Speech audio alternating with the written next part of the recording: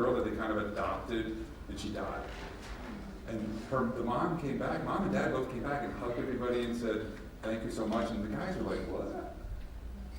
So it's not as much job, but it's the idea of getting up in the morning stuff. For some people, if they don't have a set of skills, we'll try to figure out how can we help you. We have another group of people that goes and does the stuff at a food pantry. So the idea is you belong to something. But you cast the net, and what you do is, with the mistake I think people make, and we have this, by the way, we have this conversation all the time, which is, you have a decision to make. Do you want to tell people about how different you are or not? People say they don't, we'll say, okay, so what's your plan? People who do, we say, would you like help? And often, here's our experience. The first couple times people say, no, I'm going to do it, and then after they lose a job the second time, they say, maybe. But that's why I was saying before, we try the second and third and the fourth and the fifth try. We don't give up. In fact, anybody gets a job, we just call it a job. You're gonna, hey, what job are you trying? So does that answer your question? It does require permission from the person. It often requires, I love going to those things. And what we have done is cultivate, we have 6 or 7 different service-related industries that will take folks. Not as he's the designated gimp. But he's the guy, I understand, he's had a hard time, we're going to try it. And we say, the standard is the standard, don't change anything. Because often what happens is, we found this out the hard way. What we would do is we'd say, okay, let's go try him in a job. And we tell people, they'd say, oh, okay, and it was not a real job. So they became the mascot, and they hated it. No, if he sucks, fire him. Does that make sense?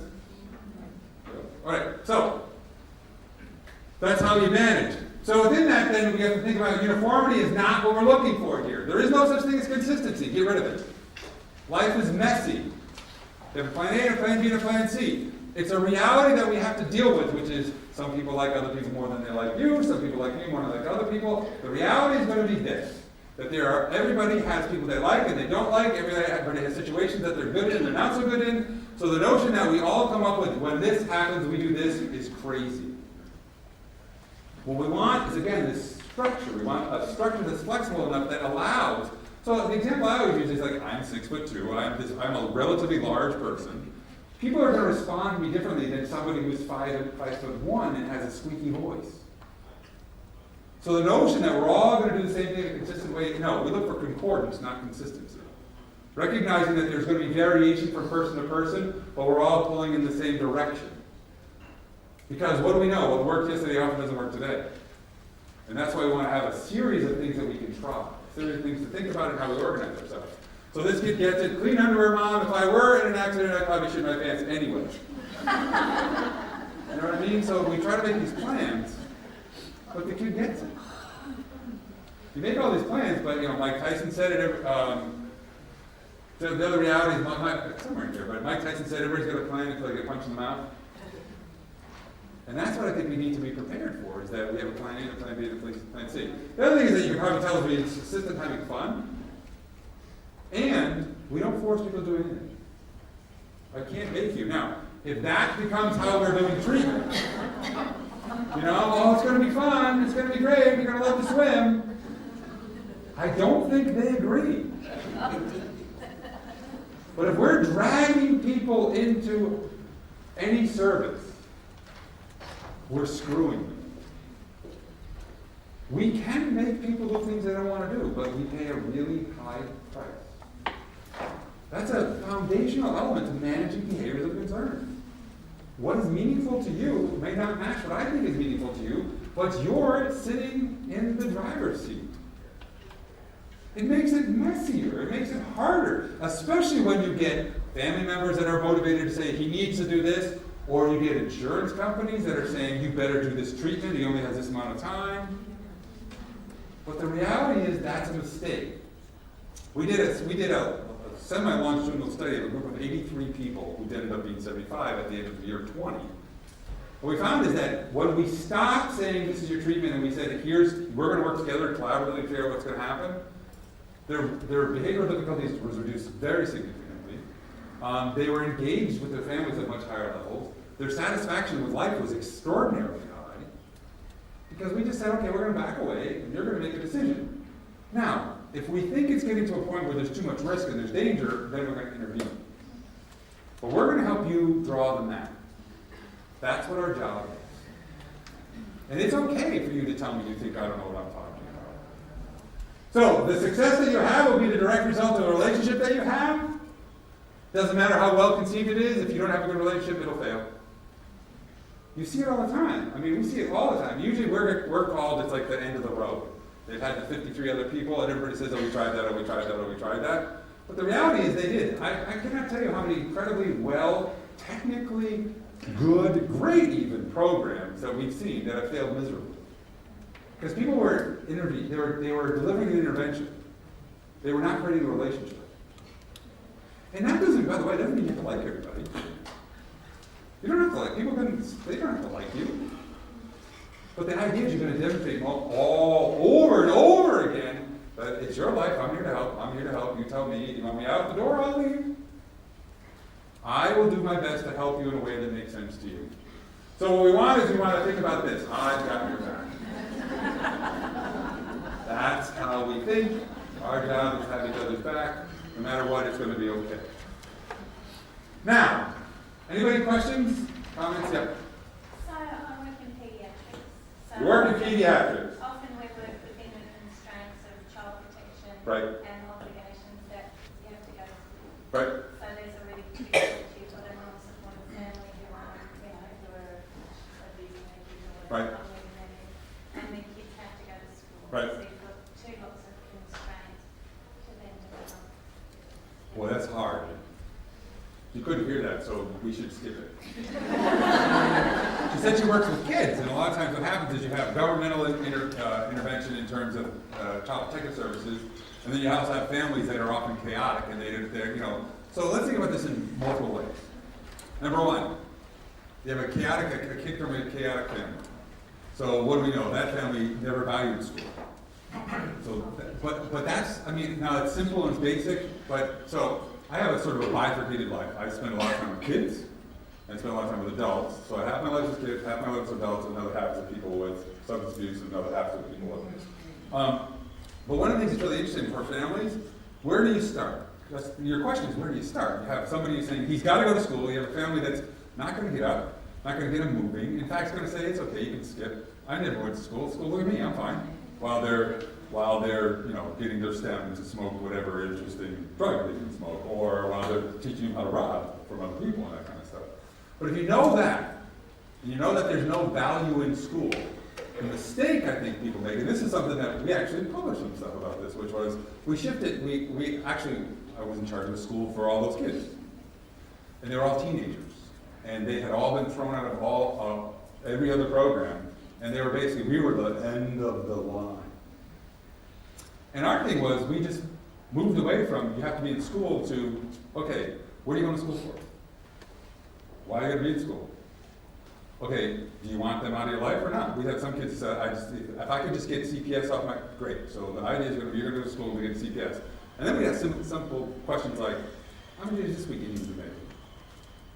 Not, you've got to be here every day. School starts at 8. And it ends at 3, and you need to be in the building by the time you're and so what happened was we said, every day you walk in the door is a victory. Yay, it's good to be here. And what we found was we had a group of kids, just by doing silly things like that. We had a group of kids that their attendance was in the 20%. They were chronic attenders. They never called in sick ever. Why? We had to spend time figuring out what's important to you and why do you want to do this. It could be, I just want to be, we had kids who would say, I'm just going to do this until I'm 16 and then I can drop out and get my GED. Check! The majority of those kids, when they said that, they actually went past their age because they figured out this is something that's valuable to them. So the idea is, why are you doing this? What's important to you? Do you want those people off your back or not? And well, kids, they're assholes. And I look at them and say, yeah, total douchebags. But they're in your life. Do you want them out or not? And what we're doing is we made a conscious decision. The conscious decision was, rather than try to do, we had some stakes, but it was mostly carrots, which is by being in school today, by the end of the week, we'd say, and kids would predict, we'd say, how many days are you going to make this week? And it was really interesting, they would say 2, and sometimes it would be 2, and sometimes it would be 1, sometimes it would be none. And then the next time we call them, every day we call them and we did this stuff, it's like, we miss you, and they wouldn't answer the phone, all that kind of stuff. We talked to their parents, but the bottom line was this. What is it that's important to you? How can I help you get to where you want to get to? And if it's only stay in school long enough that the charges are going to be dropped. And with parents, do you want them off your back? You tell me. We'll be advocates for you to try to figure out what we need to do if you're doing these 2 or 3 things. And it wasn't. We never penalized people for being late. We'd have kids that would show up for 20 minutes and we'd say, check. We would talk to their families. Is there any way I can help you to try to get your son or your daughter? We spent a lot of time with families saying, here's a way to do this. And then we sort of created the alliances with them that we need to. But I think what happens is it becomes all stick and no care. And it's a stick to the families too. Because they have these people in their lives. And you know what, the reality is this, I cannot tell you how many times I've walked into people's houses and you can see all the drug paraphernalia and you have to make a decision. Our decision that I always make is, I don't see that. And then, you know what happens is, I'm a mandated reporter, oh my God, but you have to make a decision. If kids were bruised, do not pass go. We had kids who would show up with burn marks. Do not pass go, do not collect $200. Done. And we were calling and we were doing everything we need to do. We would tell the kids, it's just going to happen. The police are going to come. I'm going to sit in the room with you. If you get mad at I can't tell you how many times I'd have to hold kids back because the cops were doing stuff that was just, I'm sick and tired, because they were known. I'm sick and tired of your bullshit. They say you have this and that. You know what you are? You're a fucking asshole. I had a state trooper say that to a kid in the school, and I'm like, I don't think this is going well. Yeah, I didn't have a brain injury. You know what you are? You're fucking lazy. Yeah. So do you see, the idea is, how are we creating this notion of what's important to you? And for a lot of kids, it's just, I just want to get to this. And I'd be like, fine. Because that gives me time. It gives us time. But it's mostly carrot, not a lot of stick. So, anybody else? Right. Now, as we're thinking about all this kind of stuff, this is something that sometimes this does, when I show this does tick some people off. Anyways, there's a current standard of intervention practice. There's a practice out there everybody talks about it. Best practice requires interventionists systematically apply evidence-based, often prescriptive and hierarchical protocols of assessment and intervention. That's the standard of practice. Is there evidence to support what you're doing? The problem with this is, whoops, what happened there? Oops. It's flawed. It's crazy. It's stupid. Why? Because guiding this sort of notion is population shouldn't be heterogeneity, it should be homogeneity. Got my terms mixed up. There's an expectation that, okay, people with brain injury are like this. Frontal lobe injury is this. Well, we all have stories. I have a story like we have kids that had total left hemisphere, obliteration, doing incredibly well. And we have other kids that have micro lesions in the ventromedial prefrontal region that are institutionalized because they try to kill people. So the idea that this brain injury equals this set of outcomes is crazy. It's not by, what is it, Sherrington said it in 1928, it's not just the brain, but the head in which the brain rests.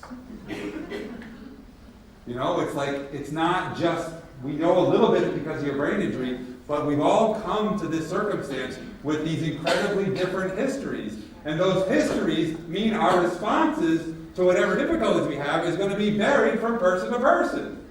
So the notion that we say, okay, we know that this person, and it's a conversation.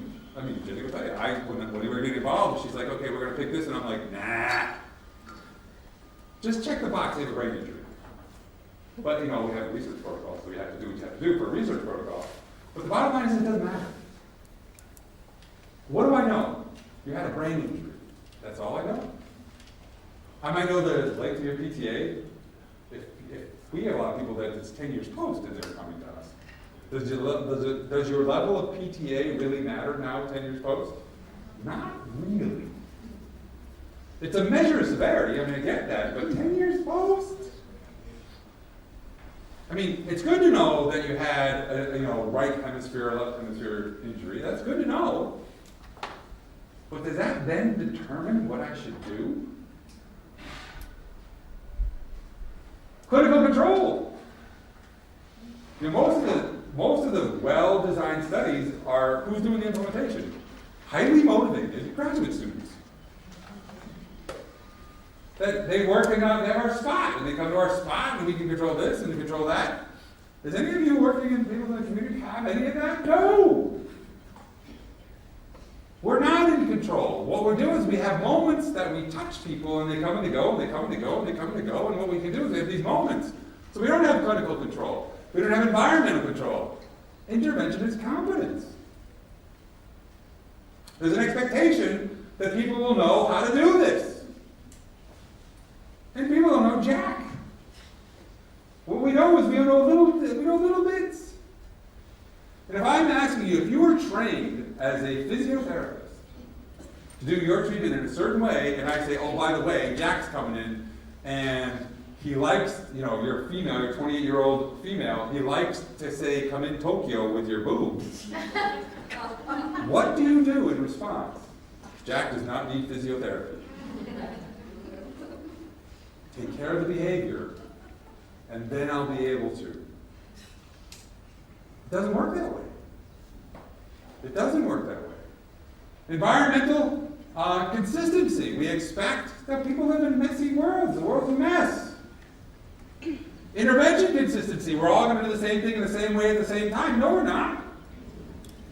It doesn't work that way. And then lastly is subject motivation. So these are givens that there's expectations that there's going to be homogeneity, control over the environment, control over what you can do, intervention competence, consistency within the environment, so you know it's going to be the same place, same people, intervention, we're all going to be doing the same thing, and then the person's highly motivated. One of the criticisms, like one of the founding fathers of Brain Injury Rehab is Yehuda Ben-Ishai. NYU, he trained George Brigatano, all these sort of big shots. And one of the things that Yehuda Ben-Ishai wants, he's a very great guy, screaming at me one day, screaming at me about it. Just happened, actually. I shouldn't say it. It was like 2 years ago. Because we were at this conference stuff, and he was talking about his results and stuff, and me being the jerk, I'm like, excuse me, Yehuda, or Yoda, as Liz called him. He does look like Yoda, by the way. The problem is, you have cherry-picked your population. Middle class, doctors, lawyers, can pay a lot of money. I don't work with that group. I work with people who were on public assistance prior to injury, many of whom had criminal records. So you tell me how you would apply that, and he said this, and I said, nah, it doesn't work. So then after it, he went over and talked to me, and he said, Tim, why do you give me a hard time? And I said, because it's crap. And then he lost his mind. I understand, he's right. What a jerk, I'm an asshole. But the reality is this, that you can't cherry pick. That you get the slop and the detritus of life. And because of that, we need to recognize that all of these things are rare in the real world.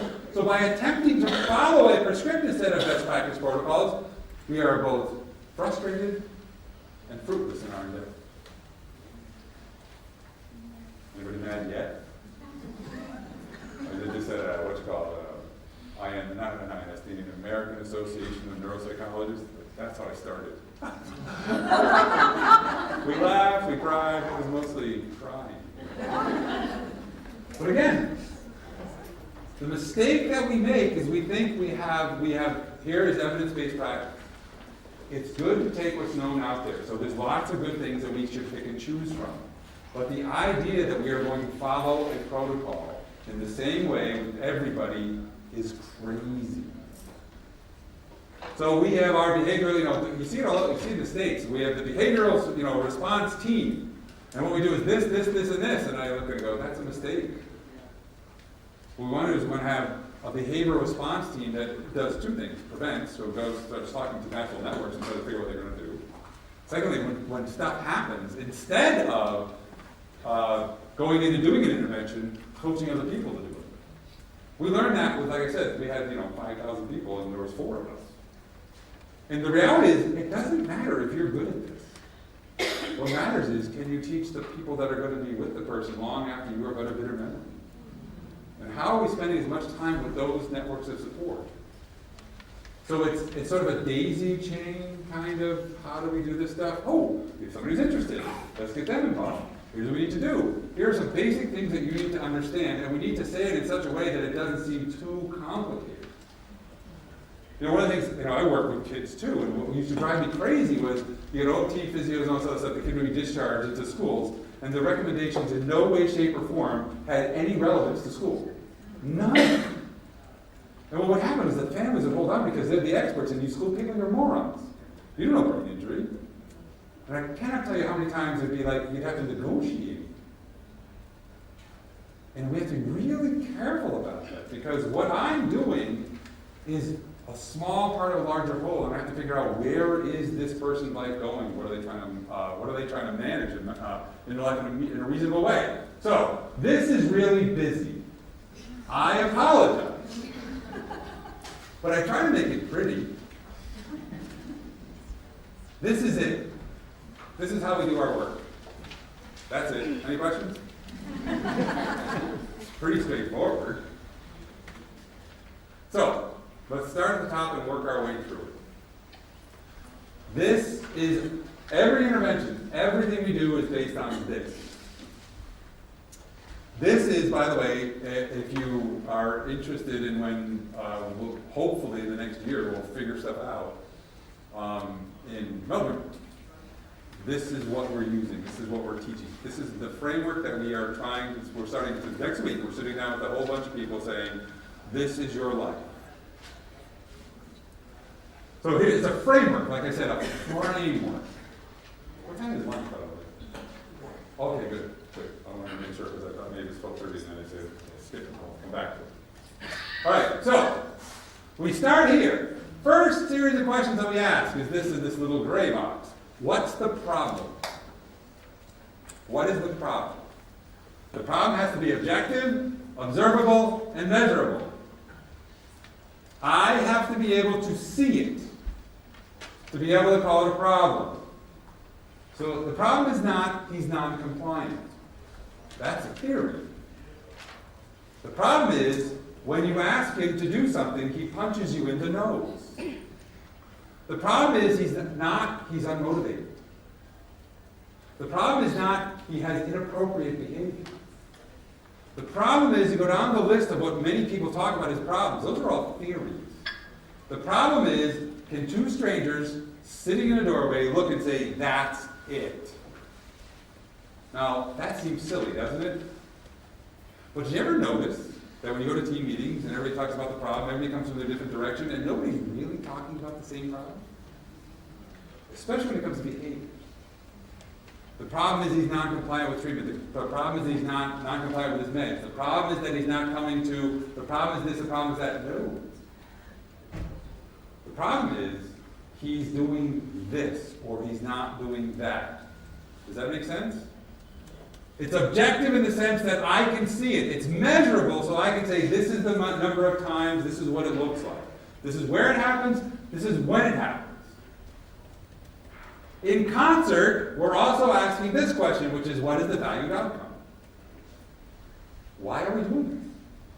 What are we trying to achieve? Now, what's interesting is, now, I'm trained as a behaviorist, so I'm a bottom feeder in that world. Behaviorists love to talk about this, but don't like talking about this. Because valued outcome is not a goal in the tradition, the way that we talk about goals.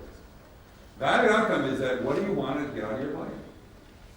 Valued outcomes is not what I think you should do, and we get rid of that. You need to have realistic expectations. You need to accept your disability. Fuck you, by the way, accept my disability.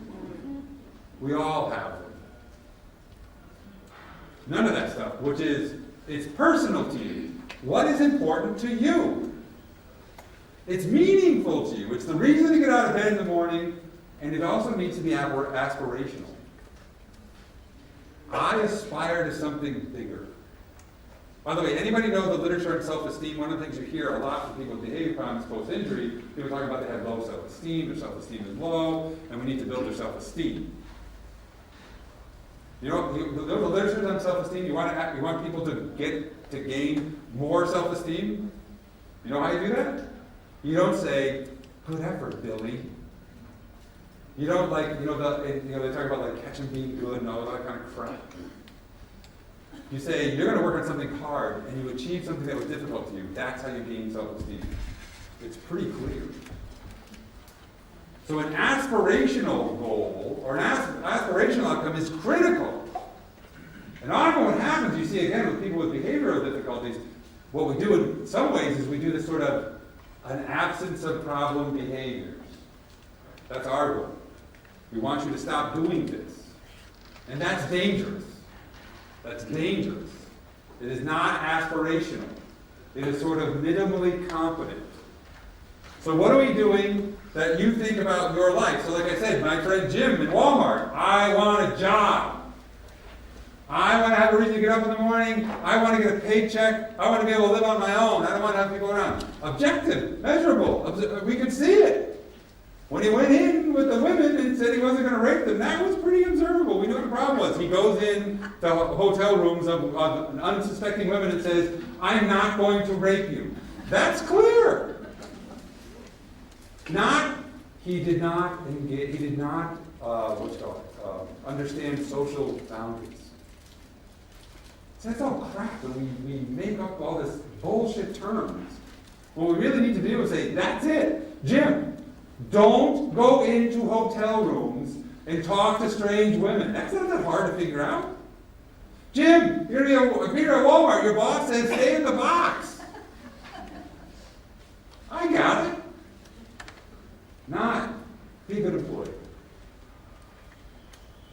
Again, it's clear, observable, but also aspirational.